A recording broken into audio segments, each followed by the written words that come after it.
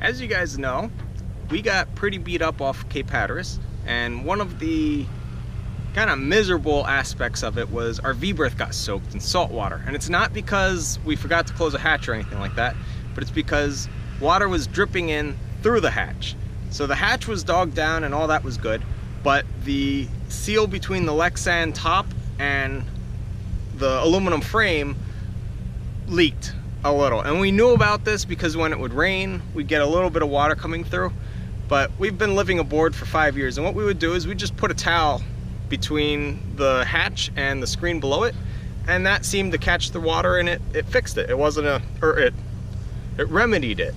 And we just kind of ignored it and didn't really think it was a big issue, because if you hit the hatch with a hose, water didn't come through. It had to sit on the hatch for a while to come through and actually drip.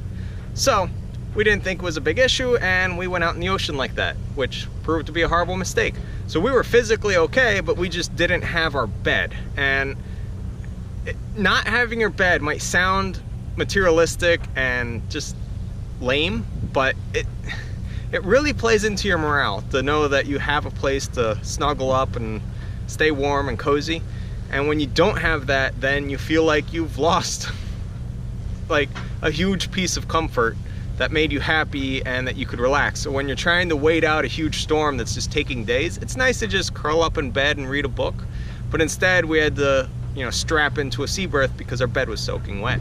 So we have not had the weather to fix our problem until now. It's actually a pretty warm day. It's in the 60s, there's sun, there's no rain, and it's gonna be like this for the next few days. So we can pull out the gasket and then rebed down the Lexan. So let's get started here.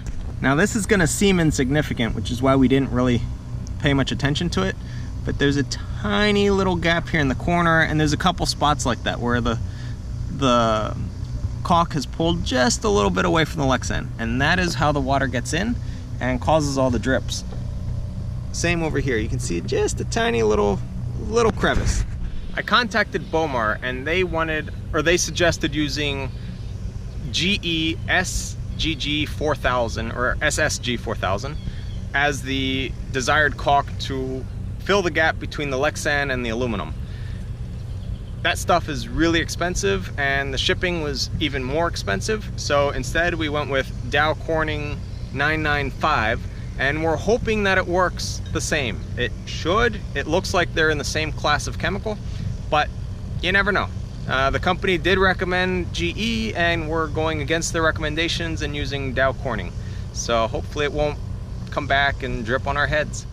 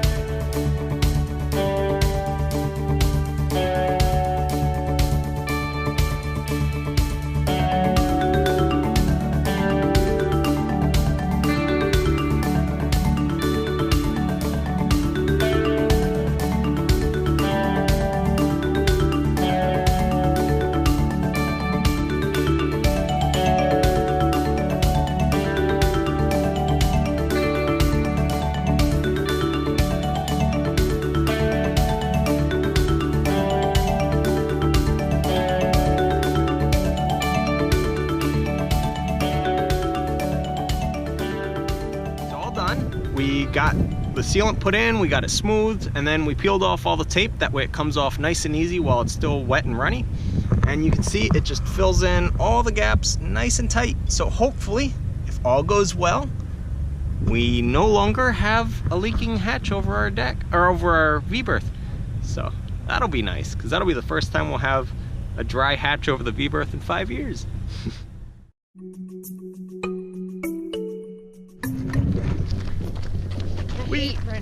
Yeah, we don't run, but we did that turkey trot thing and it was 5K. We didn't die. I run. Well, yeah, Maddie runs, but neither of us like running. So we thought, hey, you know what? Why not be a little healthy? So we're gonna go run again. Yeah. Look at that shadow run.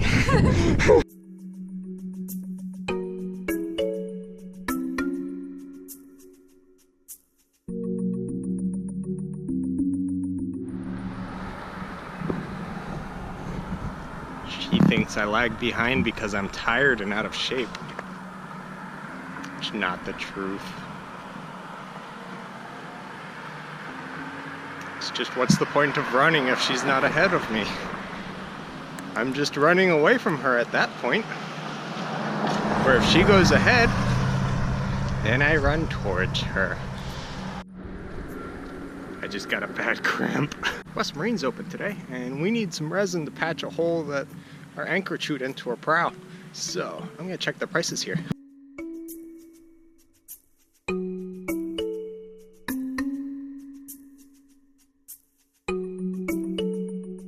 So they have the fast hardener and the big cans, and let's see, the small cans, the resin and the hardener as well in fast.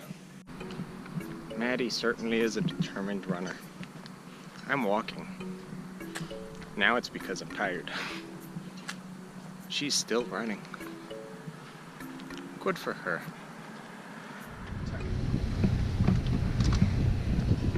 Gotta take a shower after a run. So in order to have hot water, Herby's gonna crank up the generator.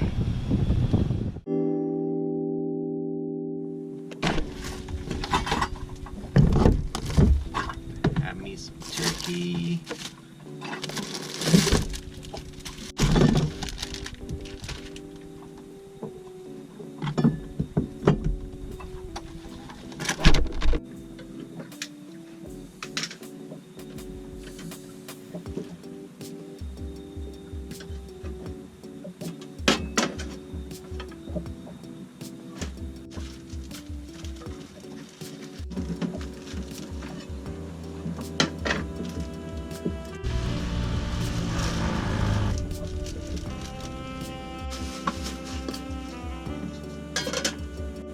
That's how you heat food without a microwave. You put it in a pan. You put it in a pan. I am.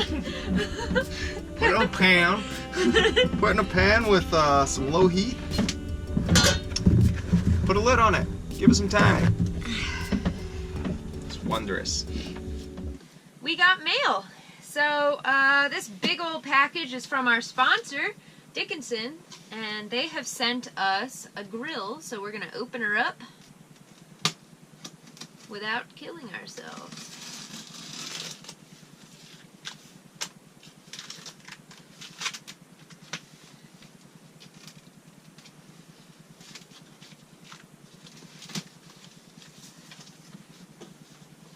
We're super excited because this is different from the grill that we already have in a lot of ways.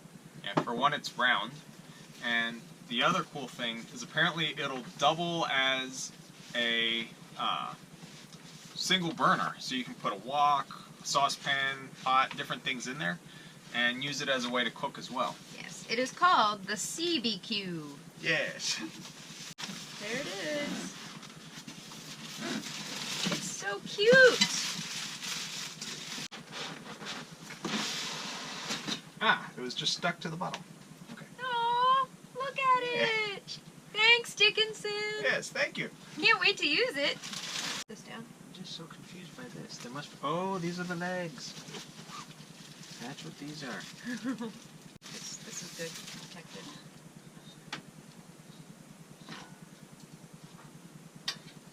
Do not use under overhead construction or awning. Okay. Grabbed it. So yeah, we gotta get this guy put together and then we'll fire it up. But the cool thing is the inside. Oh, this hinges. Mm-hmm. Oh, nifty. All right. So the inside here, yes, inside in the middle, you can put a saucepan, and apparently the flames just come up, and you can use it as a single burner. And that is something that our other grill cannot do. Yes.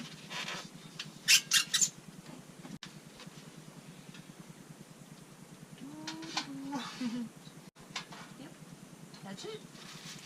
So a really nice thing, our Magma Grill, this little propane adapter piece, it comes off, and it's really easy. It's and evasive. It's evasive. You can never find it, and then we're always worried about it falling overboard. It's a big stress point for us. Yeah. So we have a spare down inside, just in case we do drop ours, but This it's way. annoying. Yes, this way it's permanent, and we don't have to worry about where to go, because you always take the can off. You don't need to take the propane thing off too. So this is awesome. Yes, now we have. Yay, Dickinson! Yeah, so thank you, Dickinson, for supporting our channel and Yeah.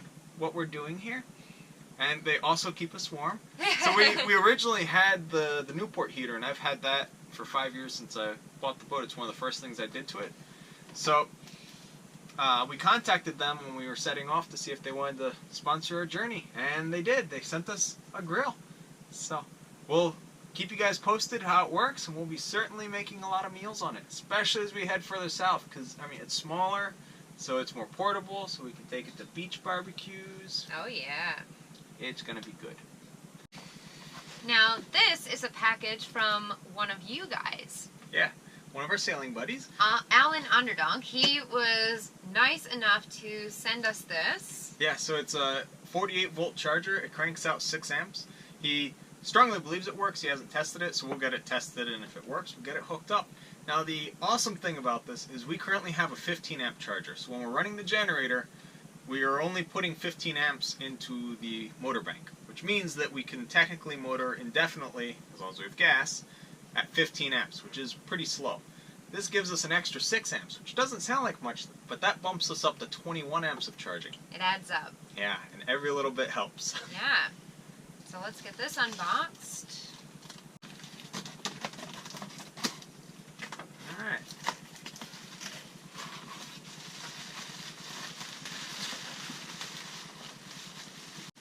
Okay, here we are. So we got the charger and a power cord. Oh, sweet. So it plugs into regular outlet. We have an outlet run down there for the breaker. So all we have to do is hook the motor or the generator into the shore power plug, and then it runs through the boat's 110 volt panel. So we will definitely get this guy tested out. And being how it has an outlet, it's really easy to test. All I have to do is plug it directly into the generator, and then we just check the power coming out of the leads, and that's it. Awesome. Thanks, Alan. Yeah, so thank you very much. And if you guys want to support us by sending us anything that you don't need that you think might help us out, all you have to do is message us or email us, and we'll give you the address of where we are at that time. Last but not least, we have this package that was sent to us from my lovely aunt, because we did laundry at their house for Thanksgiving and then left an entire load in the washer. Got to bring it. So she kindly sent us our clothes, and I don't want to rip into them. Yay!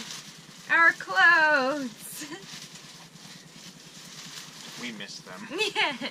Ah, sheets. Oh, Wood. good. Okay. Yes.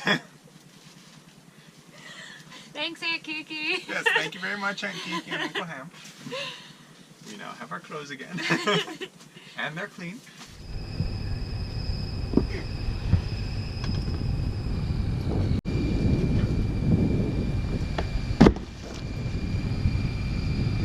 It's going our way now. McDonald's. Hey, Tank. Tankosaurus Rex.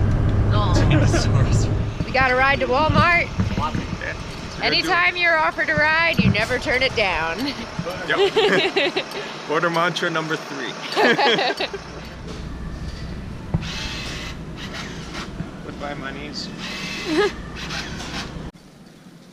Crowded day at the dinghy dock.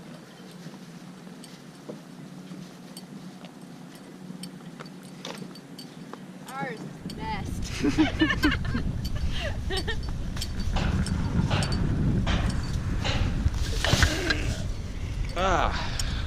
Yep. Successful run to the store.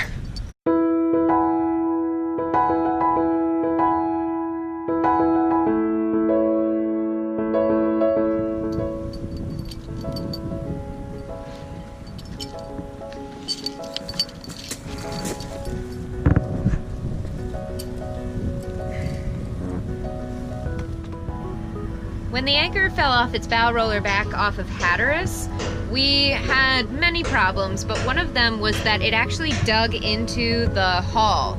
So Herby's out there and he's going to be fixing it up.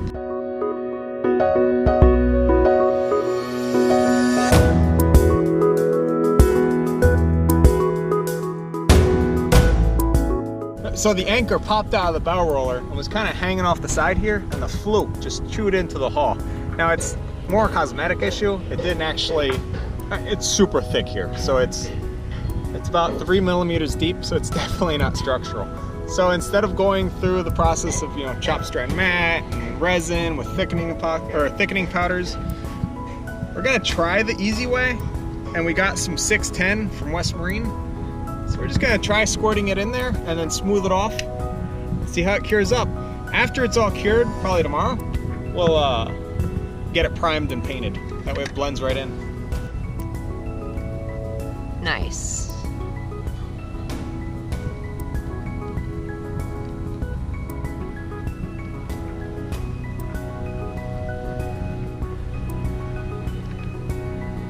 Now with a putty knife, just smooth it all nice and flush. Now we got plenty in there, we're just gonna smooth it all off in one fell swoop.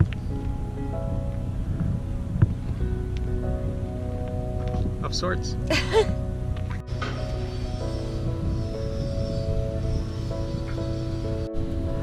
So there's the repair.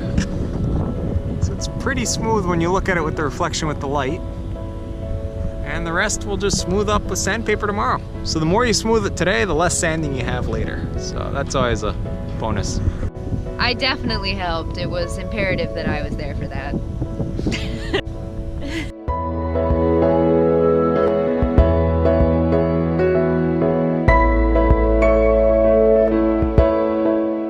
Next time on Sailing Wisdom, I give the boat's bottom a nice healthy scrub.